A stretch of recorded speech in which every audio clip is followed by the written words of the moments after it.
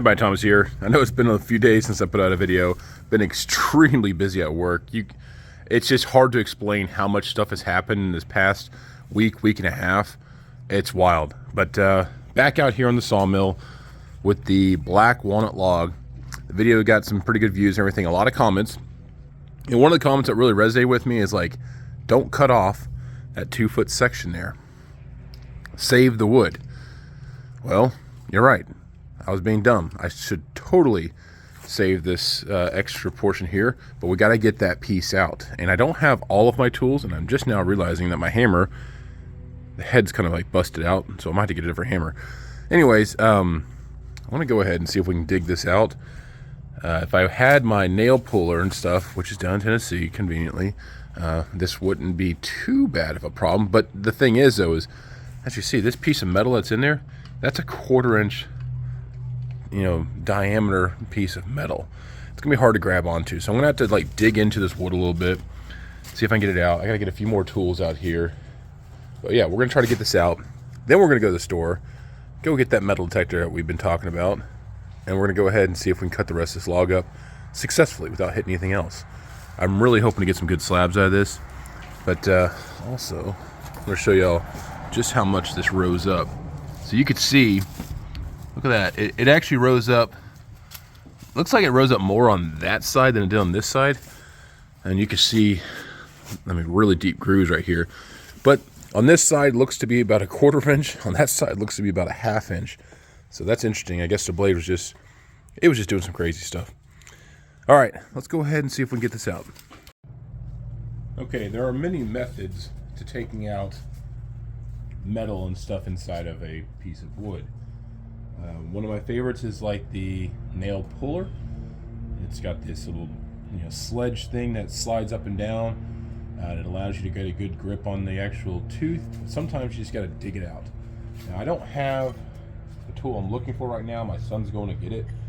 It's actually like a fencing tool.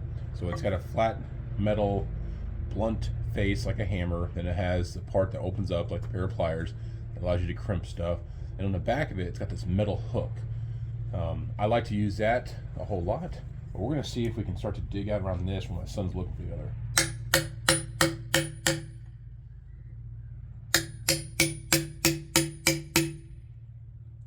And the thing is we want to make sure not to gouge up the face too much because we need something to grab onto.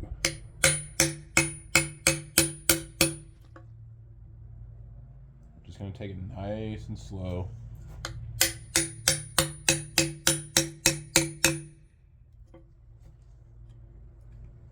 Pry away.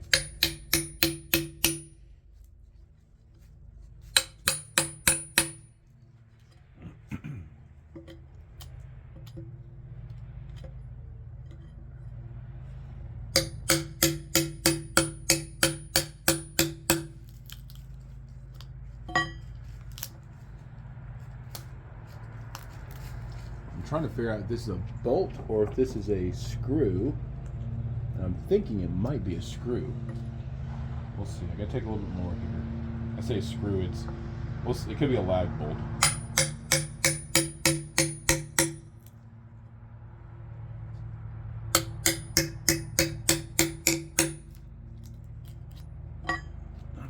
And also during the last video, I said I was going to look it up on Amazon to go get the metal detector. Well, I haven't done that yet, and I actually, I won't believe this, I think I actually found my metal detector. My kids found a black bag up in the attic that looks like it, so I might be in luck. Which makes me even more irritated that I had a metal detector and didn't use it. But kind of using the excuse that, oh, my metal detector's not here, so let me do something stupid.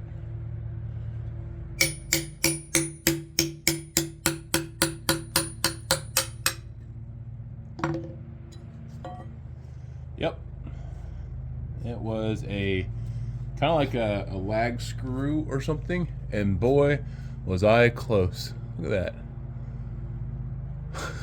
I missed it by that much. So thank you for the suggestion of actually removing this and me not being an idiot. I missed it by literally 3/4 of an inch. All right, yeah, I hit it. Excuse me, I didn't miss it. I definitely hit it. So yeah, there you have it. I'll still get a good slab out of this, but I need to run the metal detector over the rest of this to make sure there's nothing else hidden inside this majestic log, if you will. All right, let's take a look. Let's get that metal detector out here. All right, folks, so I now have my Bounty Hunter Sharpshooter 2. It's really irritating knowing that I had this in the garage and didn't use it.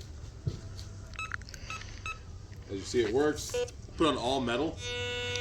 And I'm going to put the sensitivity up as high as it goes. So I can pick up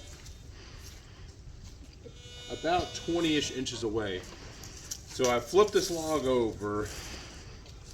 My initial scan of it didn't show anything. I don't know, Tommy, if you get the can hook, let's see if we can roll this log over again. Okay. See, got the chain right here,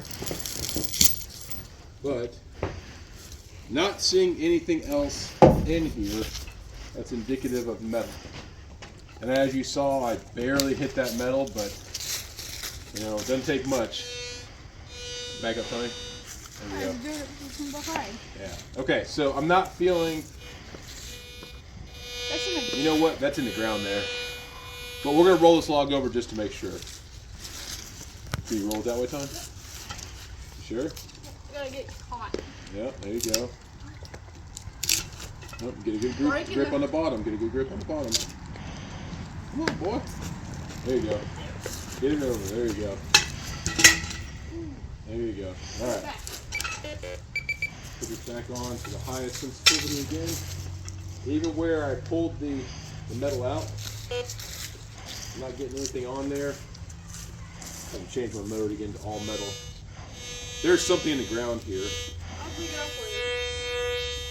It's big. But if I look on the actual log itself, I'm not picking up anything. So I feel safe to go ahead and try this again.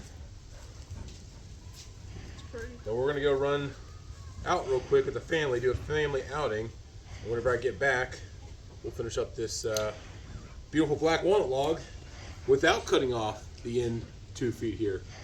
We'll see you shortly.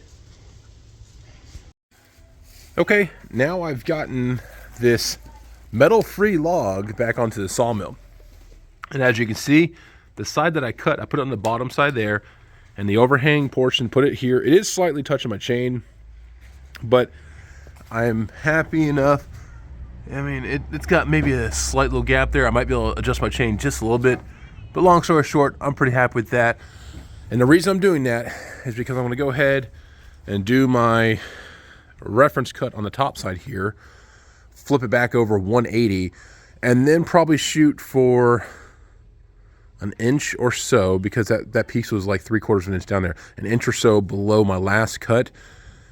Or really, actually, you know what? I'm gonna just put it on the computer. I'll figure out what is the best way to maximize the cut and everything, and not waste a slab off of this, because this is gonna be a beautiful log. And hopefully, you know, machines are reading correctly, and now the kids are all over the yard playing with this. They're finding metal and everything else all over the yard. But anyways, hopefully the machine's telling me true, because I'm going to put another brand new blade on here and we're going to cut. But first, we actually have to go out and do some family outing stuff. So it'll be this afternoon or tomorrow. Stay tuned. Okay, folks, long awaited. Let's get back to cutting on this. I don't have a whole lot of daylight, and because of daylight savings, which sucks. I don't know why we still do this. This is 2023. All right, let's go ahead and get this thing cut up. That knocking you're hearing is actually the ram inside of the cross member. I gotta figure out how to stop that. I don't have enough room to get that sound dampening stuff in there, but certain areas on the sawmill, you'll hear that one rattle. It drives me nuts. That'll be a later video. All right, let's cut this. Hopefully, no more nails. So we're gonna do a reference cut on this side, flip it over, and take off a little bit on the other side.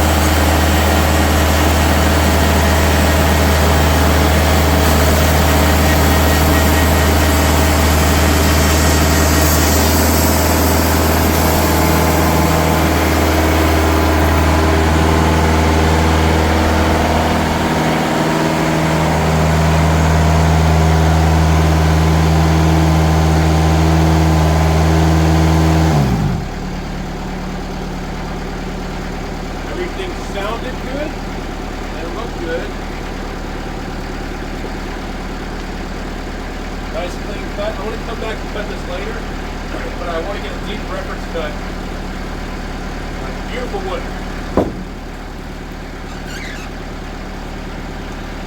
I'll shave off that with another blade. Another video. Let's turn it over. You'll see that big notch there. Nice clean cut. I'm running the blade about 1300 psi just because.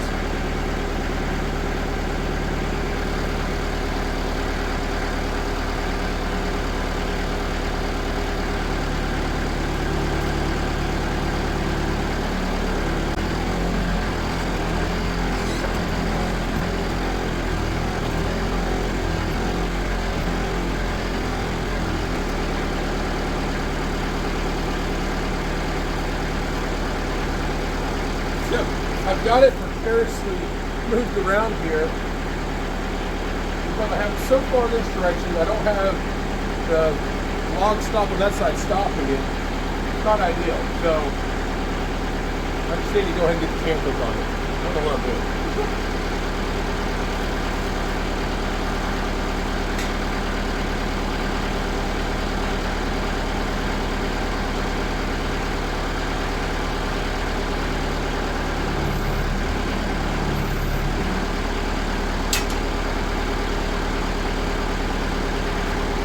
Gotta be careful because I don't want to ruin his face. Really on either side. More so on the top side here.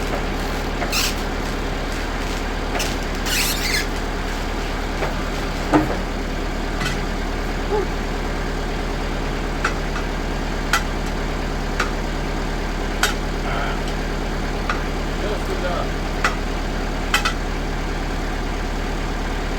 There we go.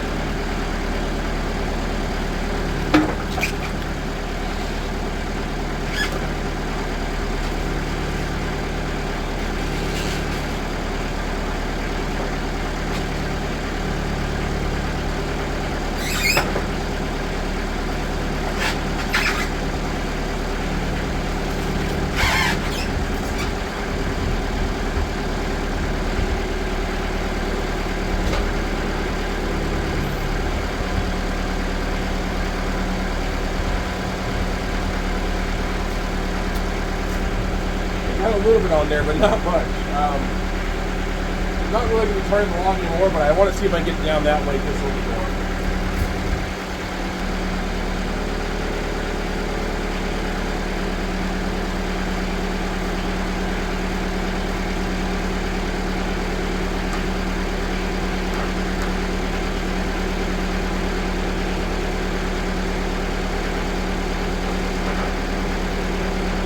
There we go.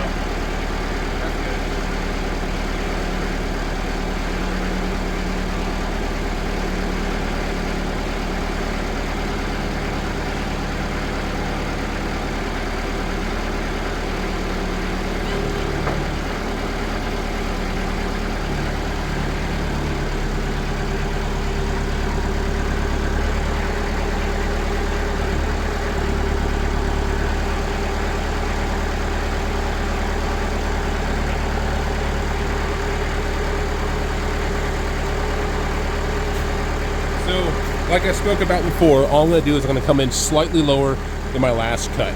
I'm going to be literally a 1/4 inch maybe below my last cut. And you'll see me cringe as we go through the metal region, but I've pulled everything out. Metal detector does not show anything, so we should be good. Should be.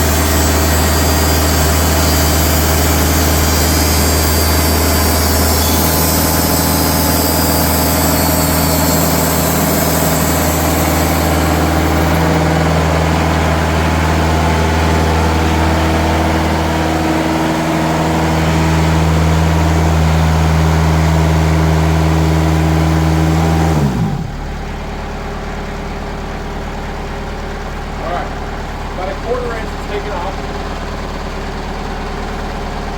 So I have a nice sharp blade to do that. And yeah, there you have it. That's where it was. Didn't hit anything, so that's good. Now what I'm going to do is I'm going to go ahead and throw on a time lapse. I am running out of light here. I'm just going to go ahead and slab this up in 2-inch slabs. 2-inch slabs will make a lot of great behind the sofa tables and such like that. And again, I appreciate the comment last time. Don't cut off that 2 foot. I'm glad I didn't, because that last 2 foot did have some really interesting figure stuff there, and we'll show that at the end of this video.